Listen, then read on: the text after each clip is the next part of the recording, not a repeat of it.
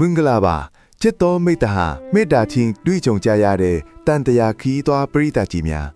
အရှင်ရာဇိန်တာပင်လေပြော channel မှာတဖန်ပြန်လဲကြိုဆိုလိုက်ပါတယ်ဒီကနေ့ဓမ္မမိတ်ဆွေတို့ဦးစင်းတို့ယင်ထဲမှာမွန်းကျက်နေတဲ့ဒေါသအမုန်းကြောက်ရွံ့မှုစိုးရိမ်ပူပန်မှုစတဲ့အဆိုးမြင်စွမ်းအင်တွေ negative energies တွေကိုအမြင့်ဖြတ်ရှင်းထုတ်ပေးမဲ့နီလန်ခုနှစ်တွေကိုဆွေးနွေးကြမယ်ဗျာ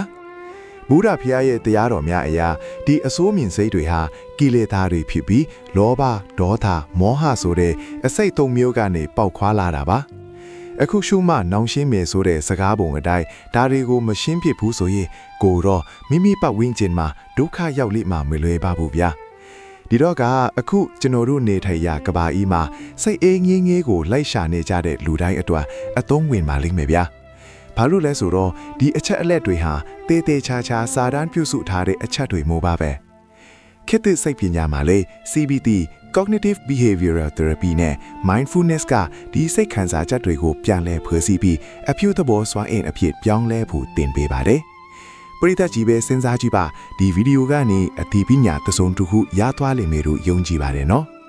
ဒီနီလန်ခွန်းတွေကိုဗုဒ္ဓမြတ်စွာရဲ့ဇာတ်တော်တွေပုံပြင်တွေတရားသင်ခန်းစာတွေခေတ်သစ်စိတ်ပညာတွေနဲ့ပေါင်းစပ်ပြီးလက်တွေ့ကျင့်သုံးနိုင်အောင်ရှင်းပြပေးပါမယ်နောက်ဆုံးအပိုင်းမှာလည်းလက်တွေ့လှုပ်ဆောင်ချက်တွေတွေ့ရမှာပါကဲအတူတူစလိုက်ကြရအောင်နီလန်တစ်အတိအမှတ်ပြုခြင်း recognition and mindfulness မွန်းချမှုကိုမျက်နှာချင်းဆိုင်ရင်ဆိုင်ပါတယ်ခင်ဗျာပထမဆုံးနီလန်ကအစိုးမြင်စွမ်းရင်းကိုမဖုံးကွယ်ပဲအတိအမှတ်ပြုပါဗုဒ္ဓတရားမှာဝိပဿနာကစိတ်ကိုလေ့လာဖို့သင်ပေးပါတယ်ဗီယက်နမ်နိုင်ငံထိတ်ညဟန်ဇဲတော်က Hello my anger လို့ပြုံးပြီးနှုတ်ဆက်ပါလို့ဆိုပါတယ်ဒါကလက်ရှိဖြစ်ပေါ်နေတဲ့စိတ်ကိုမတိုက်ခိုက်ပဲလက်ခံနေနေပါခေတ်သစ်စိတ်ပညာအရာ mindfulness based cognitive therapy မှာစိတ်ခံစားချက်ကိုဥပမာတွေနဲ့ပေါင်းစပ်ကြည့်ရင်ရန်ကုန်လမ်းမှာကားပိတ်နေပြီးအလုံးနှောက်ကြမှာစိုးရိမ်နေတဲ့အချိန်သို့မဟုတ်အိမ်မှာခလေးတွေစူညံနေပြီးမွန်းကျက်လာတဲ့အချိန်မှာ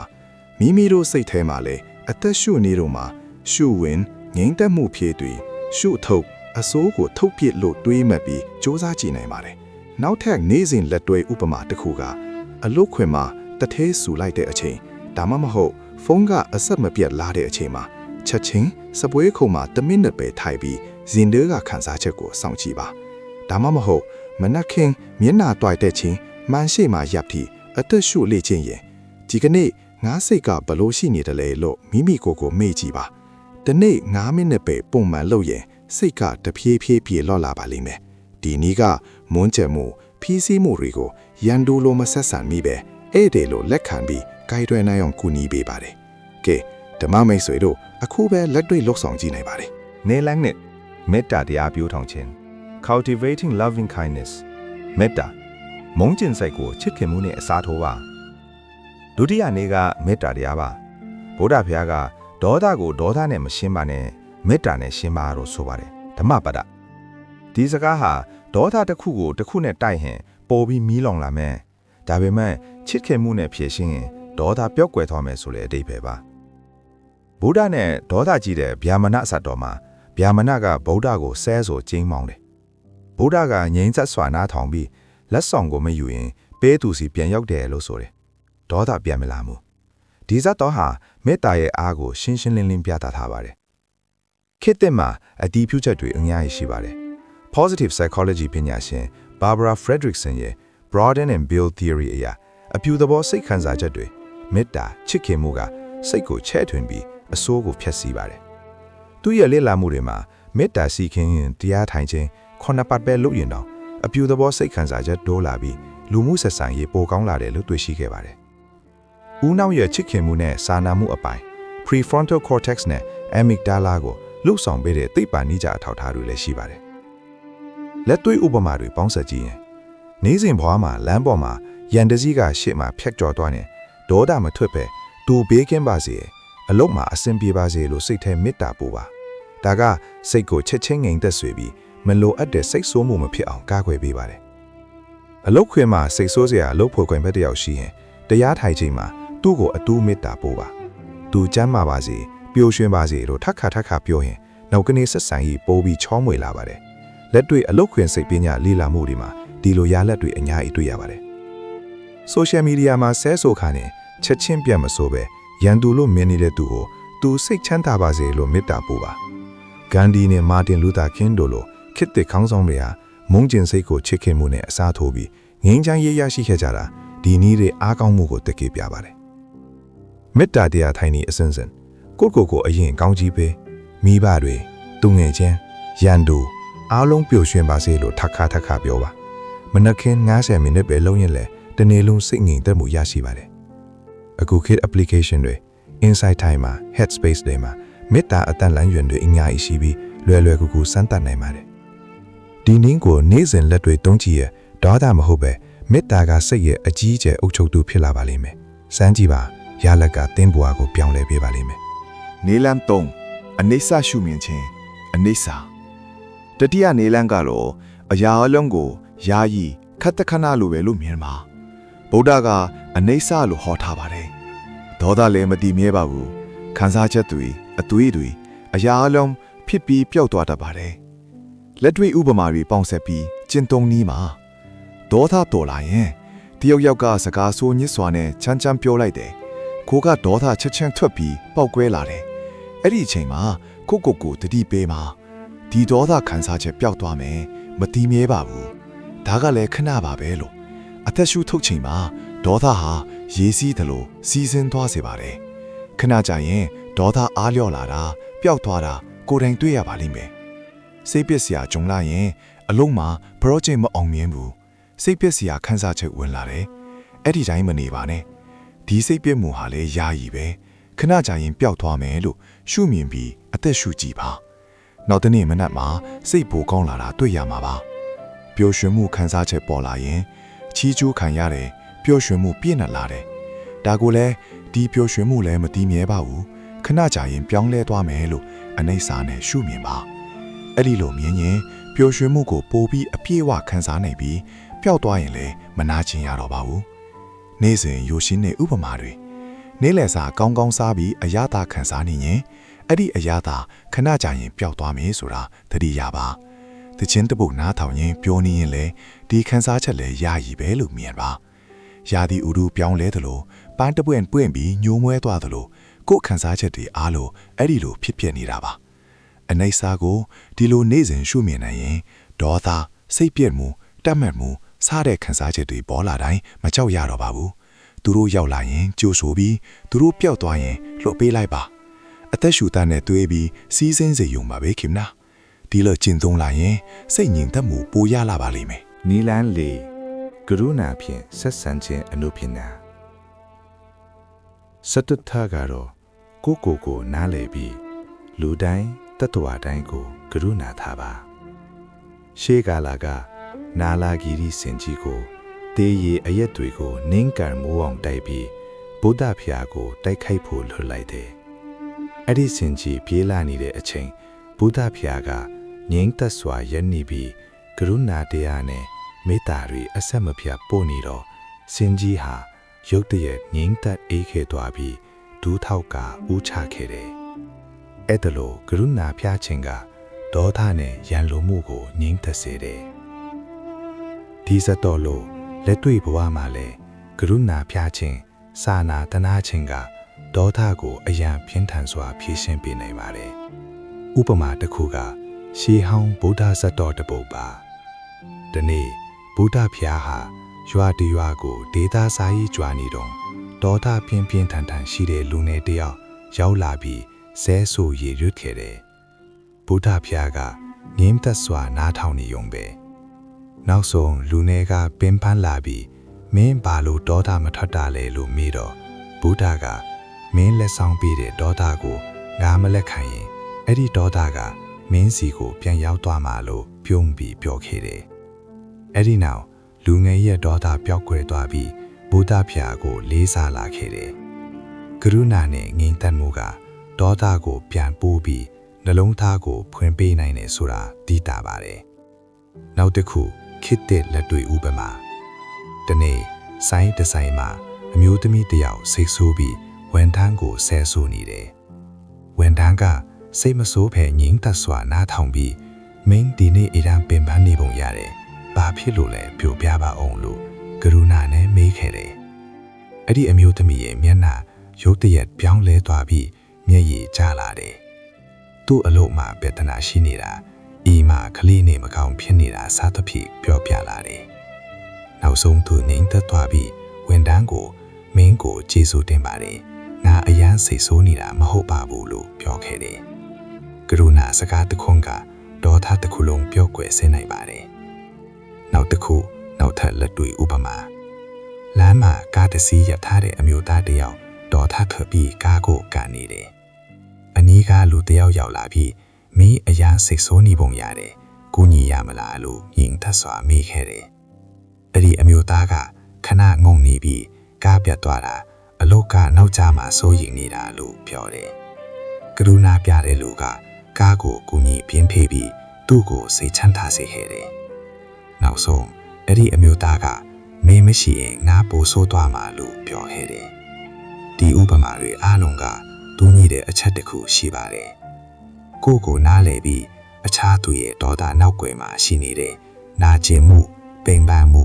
ဒါမှမဟုတ်ကြောက်ရွံ့မှုကိုကရုဏာနဲ့မြင်နိုင်ရင်ရန်လိုမှုပျောက်ကွယ်သွားပြီးနှလုံးသားချစ်စင်မှုဖြစ်လာတယ်။နောက်တစ်ခါတယောက်ယောက်ဒေါသထွက်လာရင်တုံးပြင်းမှုမလို့ခင်ခဏရပ်ပြီး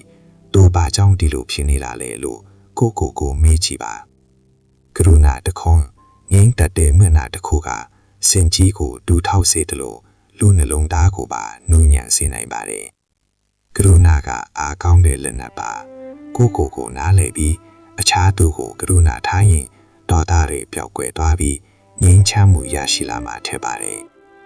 နီလန်းငါစွန့်လွတ်ခြင်း letting go ပัญจမအစိုးကိုကြိုင်မထားပါနဲ့ဘုရားကဒေါသကြိုင်ထားတာမီးသွေးကြိုင်ထားသလိုကိုပဲပူတယ်လို့ဆိုပါတယ်ဒေါသစိတ်ဆိုးချက်စိုးရင်ပူပန်မှုနာကြီးမှုတွေကိုရင်ထဲမှာစက်ကြိုင်ထားရင်ကိုအစိတ်ခံနေရတာပဲဖြစ်ပါတယ်လက်တွေ့လှုပ်ဆောင်နည်းအသက်ရှူပြီးထုတ်ဖြစ်ခြင်းမျက်လုံးမိတ်ပြီးနက်နက်ရှိုက်ချိတ်အသက်ရှူသွင်းပါအစိုးတွေစုနေတဲ့ရင်ဘတ်ထဲကလေးဟိုတခါတည်းအားပြီးထုတ်ဖြစ်လိုက်ပါထုတ်ရင်လွတ်လိုက်ပြီးသို့မဟုတ်ဖက်လိုက်ပြီးလို့စိတ်แท้ဖြောပြီးပါလိုအပ်ရင်9-6ကျင်ထက်လုပ်ပါလက်နဲ့ဖယ်ရှားချေလက်နှစ်ဖက်ကိုရှေ့ဆန့်ပြီးအစိုးတွေကိုစုပ်ကိုက်ထားလို့လုပ်ပါပြီးရင်လက်ကိုအားပြီးလုတ်ခါကဘေးသို့ပစ်ချလိုက်ပါဒီလိုလုပ်ရင်ဒီအစိုးတွေမလိုတော့ဘူးလွတ်လိုက်ပြီးလို့ပြောပေးပါခန္ဓာကိုယ်နဲ့စိတ်ကအတူပူပေါင်းလှုပ်ဆောင်နေတာဖြစ်ပါတယ်ရေနဲ့ဆေးကြော်ချင်းရေချိုးရင်းလှုပ်နိုင်တဲ့နီးရေချိုးနေချိန်မှာရေဆက်တွေကိုပေါ်စီးကြလာရင်အစိုးတွေဒေါသတွေစိတ်ပူတွေအားလုံးရေနဲ့အတူဆေးကြောပစ်သွားတယ်လို့စိတ်ကူးပါရေဆက်သူစိတ်ချင်းစီကြလာတိုင်းလွတ်လိုက်ပြီလို့စိတ်ထဲပြောပေးပါစာရေးပြီးမိရှုဖြစ်ခြင်းစိတ်ဆိုးနေတဲ့ကိစ္စနာကြီးနေတဲ့လူစိုးရင်နေတဲ့အရာကိုစာရွက်ပေါ်ရေးမှတ်ပါရေးပြီးရင်စာရွက်ကိုဘေးကင်းတဲ့နေရာမှာမိရှုပစ်လိုက်ပါ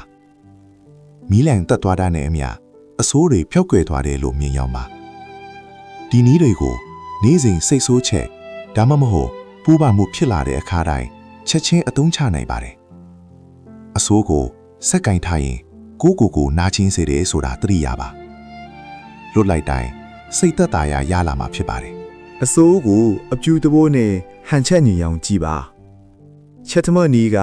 ကျေးဇူးတင်ခြင်းကိုပြောထောင်ခြင်းဖြစ်ပါတယ်ဗုဒ္ဓဘုရားရဲ့မင်္ဂလာထုပ်တော်မှာကုသိုလ်ကောင်းမှုကိုနေ့စဉ်ပြုလုပ်ခြင်းကျေးဇူးတင်တတ်ခြင်းကိုကောင်းကျိုးရှိတဲ့အလေးအကျင့်တစ်ခုအဖြစ်ဖော်ပြထားပါတယ်ခေတ်သစ် positive psychology မှာလည်းကျေးဇူးတင်ခြင်းကိုအကောင်းဆုံးစိတ်ချမ်းသာမှုနည်းလမ်းတစ်ခုအဖြစ်လေ့လာထားကြပါတယ်နေ့စဉ်ကျေးဇူးတင်စေရင်ရည်ချင်းကဦးနှမရဲ့အဖြူတဘောအတွေ့အလမ်းကြောင်းကိုအားကောင်းစေပြီးစိတ်ထက်ကိုပုံမချမ်းသာပျော်ရွှင်စေပါတယ်လက်တွေ့လှုပ်ဆောင်ပြီးရိုးရှင်တဲ့နီလန်တနေ့ထုံခါမနက်စာစားပြီးရင်ညနေအလုပ်ပြီးရင်အိယာဝင်ခါနီးကျေးဇူးတင်ရမယ့်အရာထုံးခုရေးပါဥပမာမနေ့ကဒီနေ့ကျမ်းမာစွာနိုးထလာရတဲ့အတွက်ကျေးဇူးတင်ပါတယ်ကော်ဖီပူပူနွေနွေတောက်ရတဲ့အတွက်ကျေးဇူးတင်ပါတယ်မိသားစုကျမ်းမာနေတဲ့အတွက်ကျေးဇူးတင်ပါတယ် အစိုးပေါ်လာရင်အဖြူသဘောရှာနိ real life ဥပမာများအလုံးမှာလှုပ်ဖို့ခွိုင်းဖက်ကကိုယ့်ဒေါသနဲ့အမြဲတမ်းဖြိုးတတ်တယ်အဖြူသဘောအကောင်းမြင်စိတ်နဲ့ရှာချန်သွေးရင်သူ့ရဲ့စကားကြောင့်ငါရဲ့စိတ်ရှည်မှုကိုစမ်းသပ်နိုင်ခဲ့တယ်ဒါကငါ့ကိုပိုပြီးရင်းကျက်စေတယ်နောက်တစ်ခုကမိုးရွာလို့လမ်းပိတ်ပြီးအလုံးနောက်ကျသွားတယ်အဖြူသဘောရှာကြည့်ရင်မိုးရွာတာကြောင့်လေယာဉ်ရေတောင်းရတဲ့လေထူကတန့်ရှင်းလာတယ်နောက်ကျသွားတာကလည်းကိုယ့်အချင်းမောင်ပိုကယူးဆိုင်ဖို့တတိပေးလိုက်တာပဲလို့တွေးတတ်ပါစေနော်မိတ်ဆွေနောက်ပြီးတော့ငွေရေးချေးရေးခက်ခဲနေတယ်အဖြူသဘောရှားလိုက်မယ်ဆိုရင်အခုတော့ခက်ခဲနေတဲ့အချိန်မှာကိုယ့်ရဲ့စွန့်စားမှုနဲ့ဖန်တီးနိုင်စွမ်းကိုစမ်းသပ်နိုင်တယ်အရင်ကကျမ်းမာစွာရှင်သန်ရှေ့ရတဲ့အတွက်ကျေးဇူးတင်ရမယ့်အရာတွေအများကြီးရှိနေသေးတယ်တွေ့ရလိမ့်မယ်ဗျာခန္ဓာရှိတဲ့အတွက်ကျမ်းမာရေးမကောင်းဘူးဆိုရင်လေအဖြူသဘောရှားလိုက်ပါက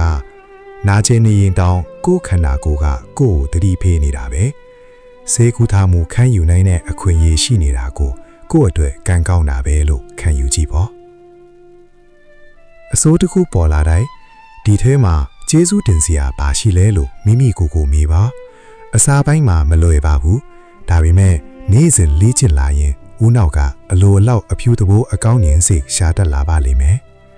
ကျေးဇူးတင်ခြင်းကအစိုးကိုပျောက်မထွက်အောင်လုပ်တာမဟုတ်ပါဘူး